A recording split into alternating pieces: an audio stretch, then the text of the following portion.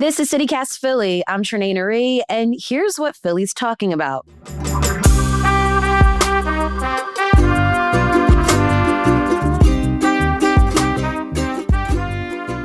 Hey, y'all. So, do you scan QR codes in the city?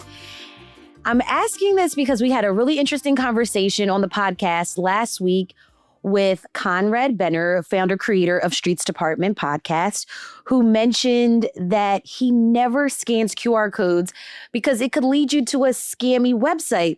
And so Monday morning, I was at the Arterial Coffee Shop on 31st and Spring Garden in Mantua, and I was sitting on the black couch and I saw this beautiful artwork on the wall.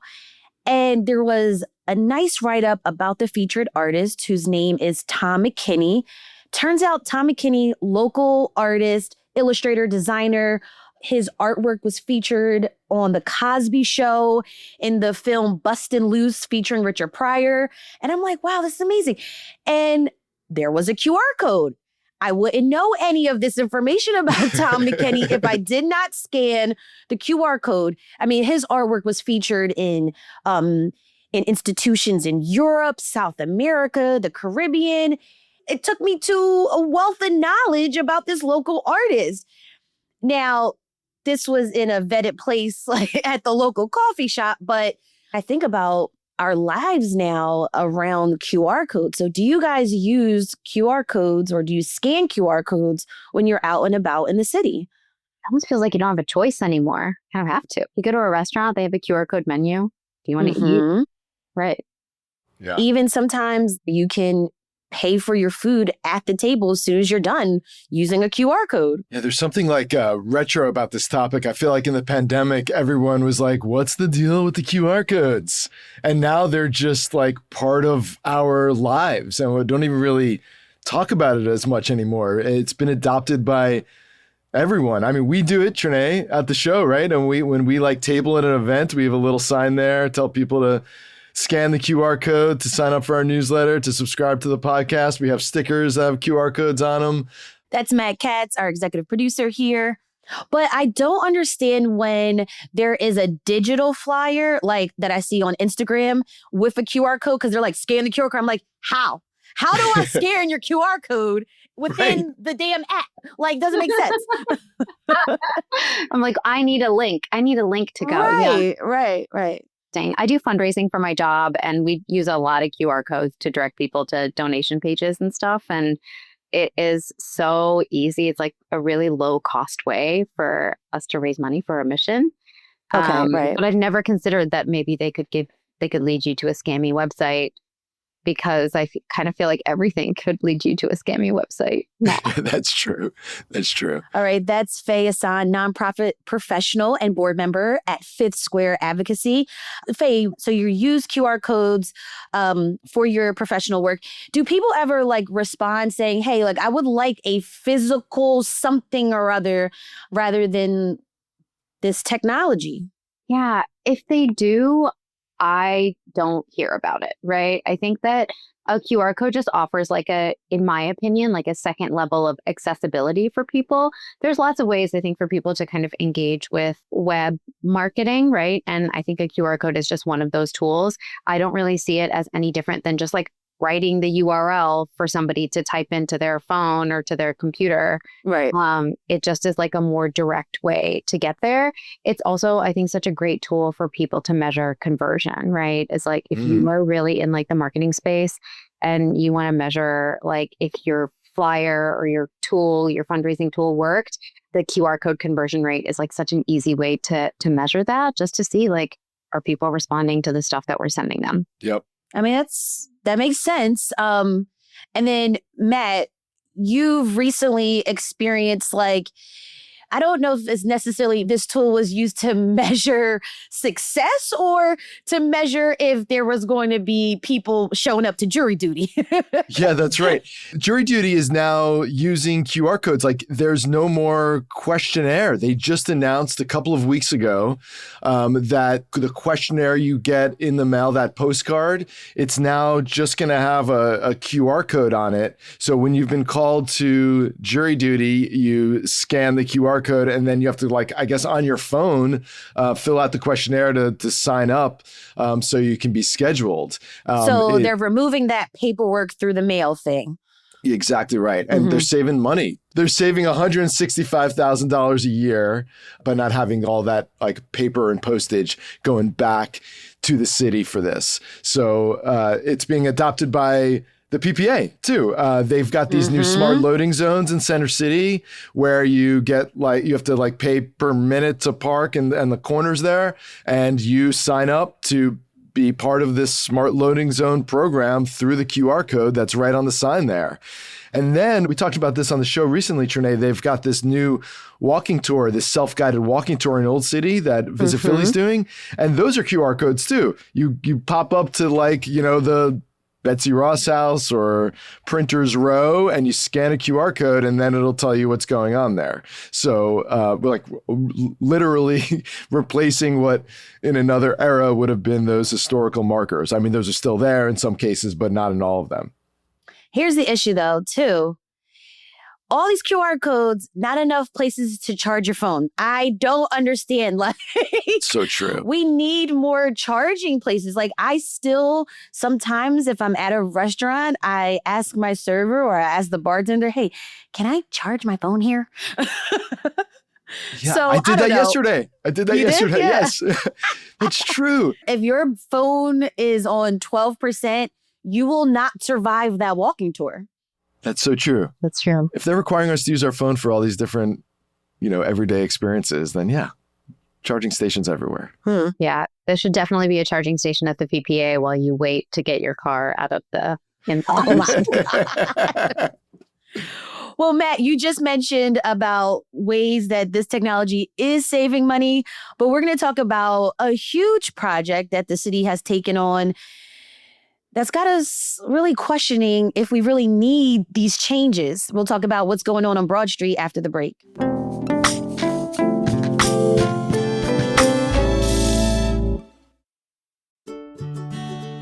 What if your entire day could happen in one place? Fiddler Club brings work, wellness, dining, and community together in the heart of Philadelphia. Members can start their morning with a workout in the 2-floor fitness club, take a swim in the indoor pool, meet a client over coffee, settle into an inspiring workspace, and finish the day with dinner and drinks. But Fiddler Club is more than its amenities. It is a welcoming community built around meaningful connections with professional panels, networking events, tastings, live entertainment, and family programming throughout the year.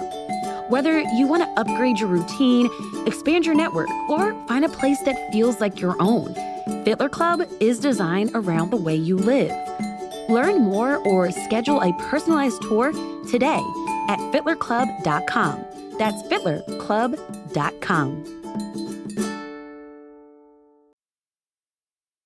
Okay, so there was an op-ed piece in the Inquirer recently about the redesign of Broad Street, specifically the Avenue of the Arts. So this is the district where all of the theaters are pretty much located.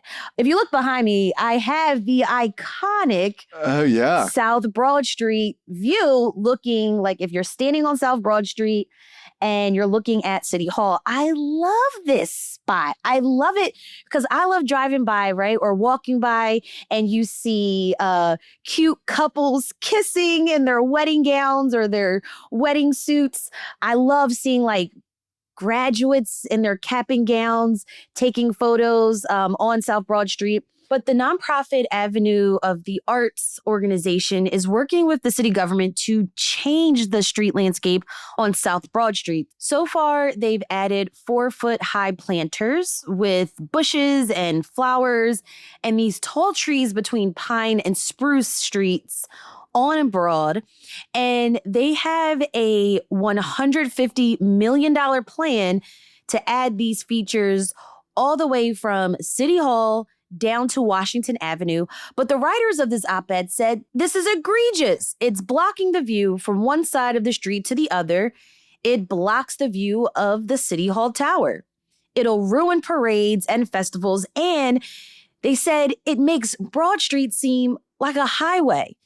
Do you guys agree with some of these points? I kind of do. I think they make a lot of really good cases in that op-ed, namely that there's like only one place for outdoor dining on that stretch of Broad, which is so crazy. And I think a lot of the reasoning for putting this new planter there was to like revitalize Broad Street. But ultimately, like the thing that revitalizes communities are people there, right? It's like people. And plants are nice and trees are nice. And I do agree that I think we should increase our tree canopy. But ultimately, like, wouldn't it be great if we could like widen the sidewalk so that there could be like more cafe dining and people could like have a little coffee or have a little glass of wine before they go see a show or go to the ballet or something like that. And yeah, I thought they made a lot of really, really great points regarding sort of like the vibrancy of that area. Yeah, I kind of agreed. I wasn't expecting to, but I definitely did. I wouldn't creep up these planters like getting closer to Walnut Chestnut. That's when you're like messing up the flow of like getting photos of City Hall. But I don't see a problem with the planters where they're at. Yeah, right now it's only on one block is like the beta test. So it hasn't creeped up. But the plan is to do it all the way down to Washington Avenue. I totally agree. Like more people, outdoor cafes, because this hasn't yet led to like people drinking wine and sitting outside and the cafes moving to the sidewalks yet. But we did have businesses like Wawa and even like students at the University Arts when it was around. There was some like street light. There used to be a Banana Republic. There used to Tower be more Records, if you go far back. Shopping. Yeah. I feel like that is part of the reason why there's maybe less foot traffic. Even like nightlife has completely changed since the pandemic. I wouldn't blame the planters and the tall trees for like lessening the foot traffic of Broad Street.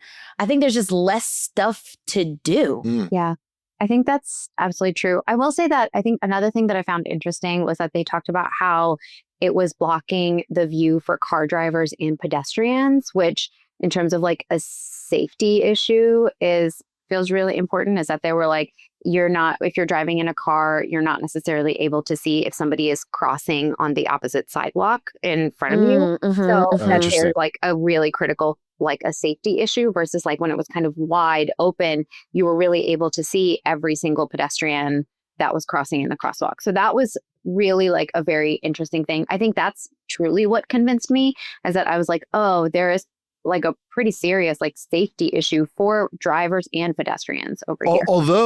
Although the people who created this, and it was started by the nonprofit Avenue of the Arts, which is chaired by the developer Carl Dranoff, who also, it seemed like it was really his brainchild here. He has properties along the street. Said it was intended to reduce U-turns and to prevent jaywalking and pedestrians like dangerously running across the street. But I never really thought that was much of an issue. I mean, who's making a U-turn on South Broad Street? Like you're, Trinae. Okay, I forgot I was supposed to turn at the street at Pine and they have cameras. They have cameras the now. lock bar. Oh crap! I was supposed to. Sometimes you make a mistake. No, it's you can pay your ticket via QR code. I know they have. Look. I had a friend that did that. Oh man, it's so funny. Well, you know what? Okay, I have other thoughts about this thing. One is, who actually decided this? Carl Dranoff. Right, because it's like, why do some projects just appear on our streets? And then there's other projects like, I'm thinking, just really like, what are we going to do about Market East, right? And there's been such a like public call conversation, call out. There's tons of stakeholders involved. The city wants to know our opinions about, what we should do in Market East. But like these things, like planters and tall we're going to trees. transform the main drag of the city and not tell you until it's starting, and it's going to cost $150 million, including city tax dollars and state tax dollars. It just happens. Right. Okay. Let's travel up Broad Street, and we're going to go to North Broad, right? Think about over the last couple of years, how North Broad has changed. Same thing. Millions of dollars went into creating they call them the North Poles, which are these 55-foot metal light structures along the median, again, to help with visibility, to brighten up the area. I remember first year I moved as a Temple student. This was like 2007. And North Broad was kind of dark at night. You did have some like street lights, but it was pretty dark. And I saw a lot of street activity, and I'll leave it at that. And so then they install these light fixtures, and it kind of was like confusing. And I remember like a lot of Temple students and even community members, they were like, I don't even know that this was happening. And there's about like 41, 42 of these light poles. And so it was the same thing. It was just like, it was to encourage redevelopment and revitalization along Broad Street. And I read this in Temple News.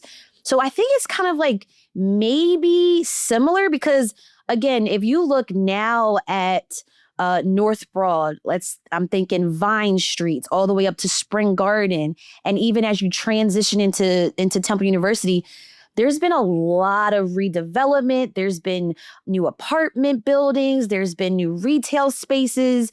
And so maybe these planters, maybe the idea is that these planters were somehow revitalize South Broad Street in a way that will invite patrons to have more dining outside or, be walking on the streets a little bit more. I don't know. Yeah, I don't know either. I think the lights have a different effect, which is that they create like a real ambiance of like visibility and safety. I'm not sure that landscaping in this way does the same thing. I think plants, flowers, trees are like really lovely and nice to look at. But I don't know. I don't think that it makes me more or less likely to go to that stretch of Broad Street. Mm-hmm. So maybe like push the plants like on the sidewalk? Yeah, I mean, there are some on the sidewalk. Yeah. Oh, they are added some there? there. I didn't see those. Yeah. Yeah, but I feel like, to provide shade for pedestrians and things like that. But I think ultimately to like revitalize that stretch of Broad Street, like you need business. Right. I would say that as part of this, they're also planning sculptures on like the sidewalk and I think also on the median. What I worry about is just that kind of iconic view, the one that you have on the picture behind you, Trinae. I mean, if you're like walking across Broad Street late at night and you're toward like Washington Avenue and you gaze straight up and see that the light at the top of City Hall and William Penn up top, I mean, it is a beautiful sight. It makes you fall in love with our country, Philadelphia, right? And yeah. I'm disappointed that that's sort of going away. I mean, Carl Dranoff, the developer here, said that the trees have long trunks and narrow canopies, so they won't be, super, they won't block your view too dramatically, but it still changes that view.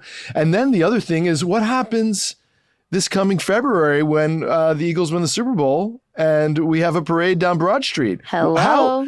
How do we see the players if we're on both sides of the street are not going to be able to see the players cruising down Broad because they're going to have to be on one side of these trees or the other. The planters are 4 feet high. Right. And think about how a tree grows. It grows from the bottom and at the top.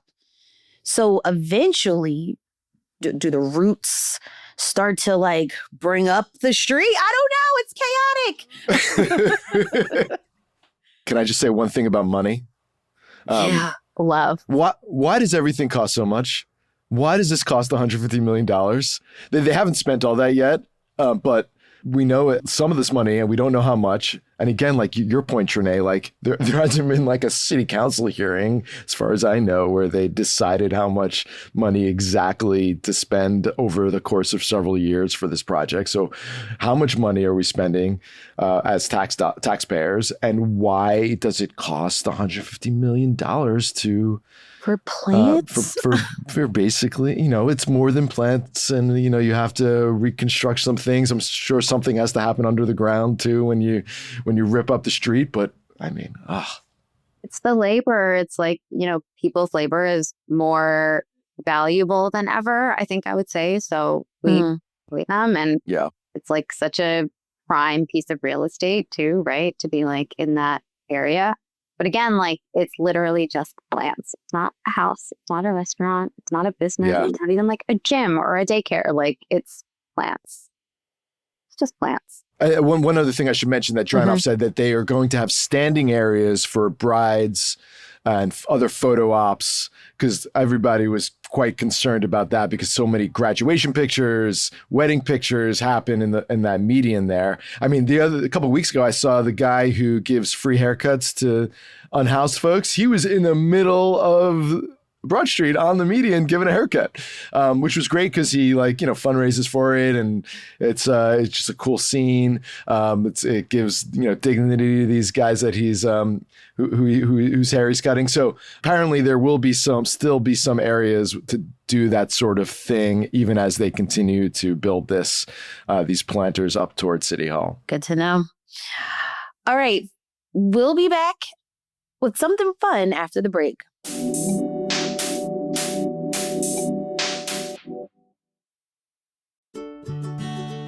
What if your entire day could happen in one place? Fiddler Club brings work, wellness, dining, and community together in the heart of Philadelphia. Members can start their morning with a workout in the 2-floor fitness club, take a swim in the indoor pool, meet a client over coffee, settle into an inspiring workspace, and finish the day with dinner and drinks. But Fiddler Club is more than its amenities. It is a welcoming community built around meaningful connections with professional panels, networking events, tastings, live entertainment, and family programming throughout the year. Whether you want to upgrade your routine, expand your network, or find a place that feels like your own, Fiddler Club is designed around the way you live. Learn more or schedule a personalized tour today at fiddlerclub.com. That's fiddlerclub.com. All right, Matt, you are going to introduce this because this was your idea. Yeah, who doesn't love to cruise Zillow and see what's out there? And just imagine your life in this remarkable home. Yeah, maybe your neighbor's pissing you off and be like, well, where can I move? What neighborhood can I move to in the city of Philadelphia? How much can I afford? Maybe you're walking down a Delancey Street and you're like, how much would that cost? Maybe you see a house with no roof and you're like, maybe I could get that for cheap and do something with it. It's just like Zillow's fun to daydream and to have opinions about. So I had this thought that on the show we could do like a real estate roulette where we describe listings that we found on Zillow, and the rest of us have to guess how much money they're listing these houses for in the city of brotherly love and sisterly affection. So I hope we all found different Zillow listings, because that would be funny but embarrassing if we came with the same ones. But to our listeners, the three of us don't know which Zillow listings we came with, but I'm curious to hear. I'm also going to tell you guys, I am very good at guessing prices of homes. I'm very good at this. So let's see what happens. And I think the other two people whoever's competing, you win if you get closer. Right, Shanae? Mm-hmm. What are the winning? Oh, good question. You got to scan the QR code to find out. Oh, God. Matt, since this is your game, you can go I'll first. go first. Sure. I'll go. Okay. This home is 4 bedrooms, 5 bathrooms. I don't know why you need 5 bathrooms. Just wait. Right. 4,100 square feet. What? In Philadelphia? Not only in Philadelphia, we're talking Center City, Philadelphia. 2-car garage. Why do you need a 2-car garage? Why do you need 5 bathrooms? Whatever. The in-laws. The in-laws. Each in-law gets their own bathroom. Okay, it is between Lombard and Pine on 20th Street. So Is this a brownstone? Hitler Square. It is a new construction. New construction. Okay. It's like Filler Square, close to Rittenhouse, but you're not on Rittenhouse. You still have to walk a few blocks, right? With the regular folks on the streets. They describe what they call as a chef's kitchen, and this bathtub. I'm not a bath guy, but this bathtub made me want to take a soak. It was a beautiful bathtub.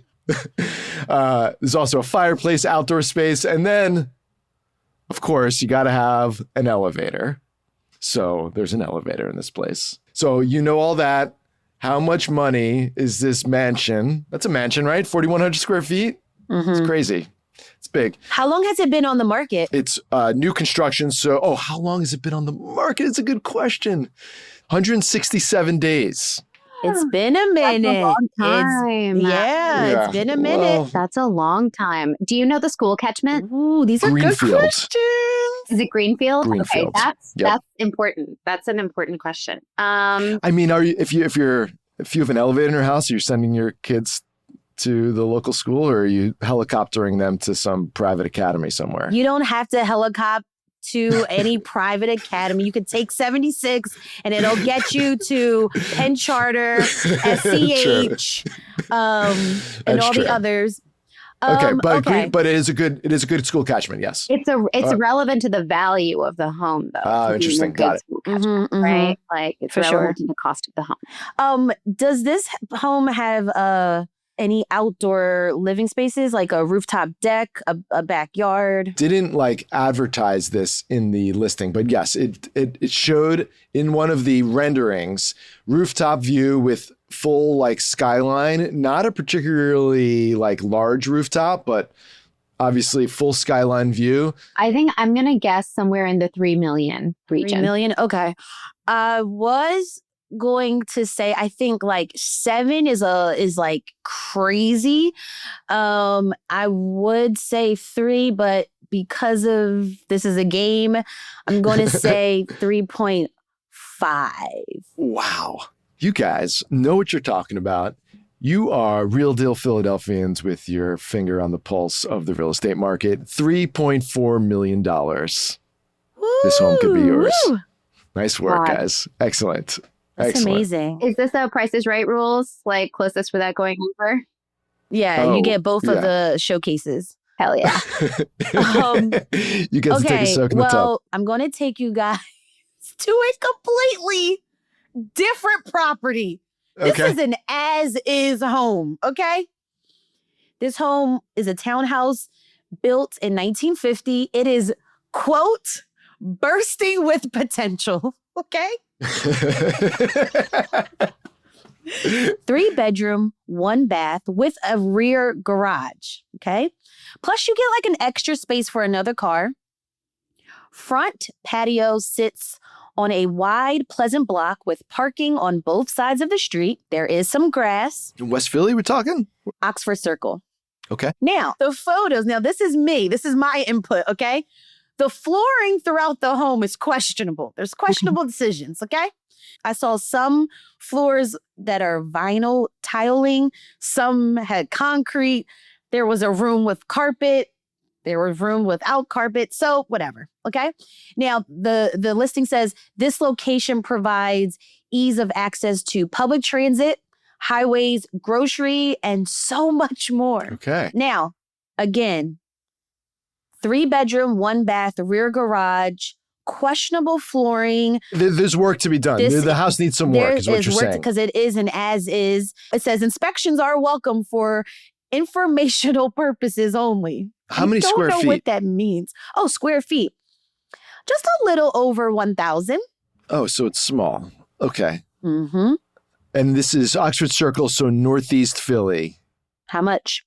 I'm gonna say 265,000. Okay. I'm gonna go the fact that it has parking, I'm gonna say pushes it up to 290. Faye, you've won the showcase. Wow. That's 2 wins in a row. Oh man. The actual retail price of this home is $190. Wow. That's I know. Wow. And I was strategically looking for properties that were under 200. And I was like, can this exist? I remember my mom buying her first home in Delaware County. It was a property that looked just like this. We were so happy to get like our first house. And so the bathroom tiling, the way that the home is structured reminded me of my childhood home. And I remember she paid back in like the early 2000s, like 170. So I was in my mind looking for a home that was 200 or less. And I found this. Now, again, it wasn't as is property. So, you know, I'm sure that comes with some renovations needed to be done, but it is possible for some Philadelphians out there. Yeah, that's awesome. That's awesome that you can buy a home that needs a little work. Maybe you're handy and you can buy a home for that price point. Mm-hmm. Yeah, that's amazing. All right. What do you got, Faye? I'm 2 for 2. Let's see. I'm excited. Can't win this round because I picked it. All right. This is a standard row home, 3 bedrooms, 2 bath, 1 full bath, 1 half bath. It does have a finished basement, which is where the half bath is.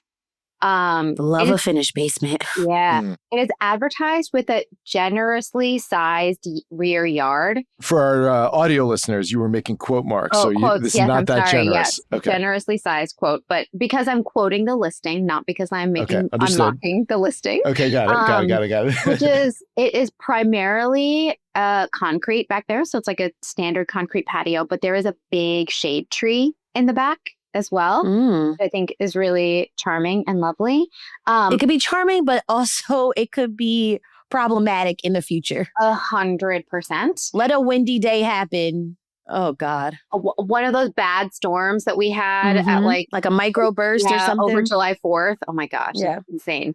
The kitchen, in my opinion, looks enormous. Now, I don't know if it's just like the camera work, like doing, you know, sometimes they use those like the angles. Yeah.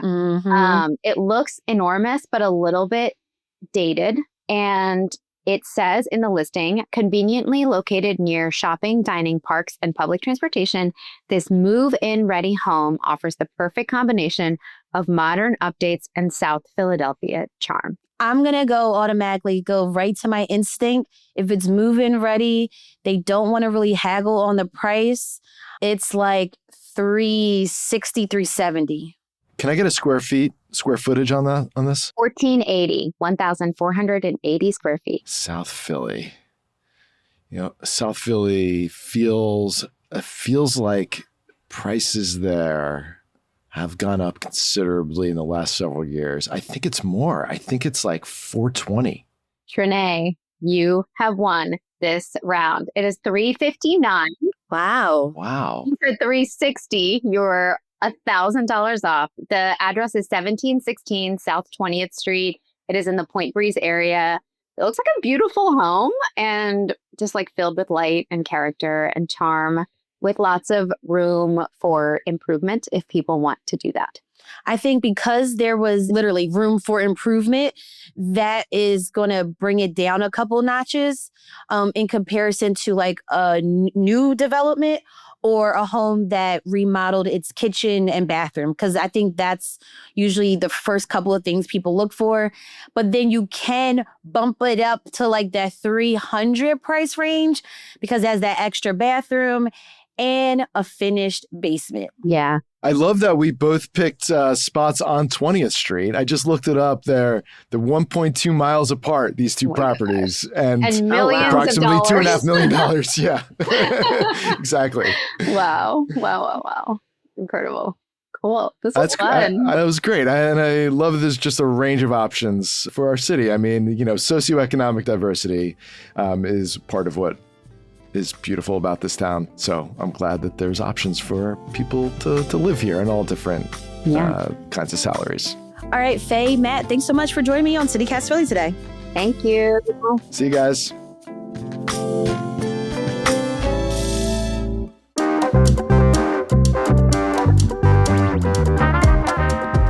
That's all all for us today here on CityCast Philly. If you enjoyed this episode, share this with a friend. Also, rate the show, leave us a review, and hit that subscribe button.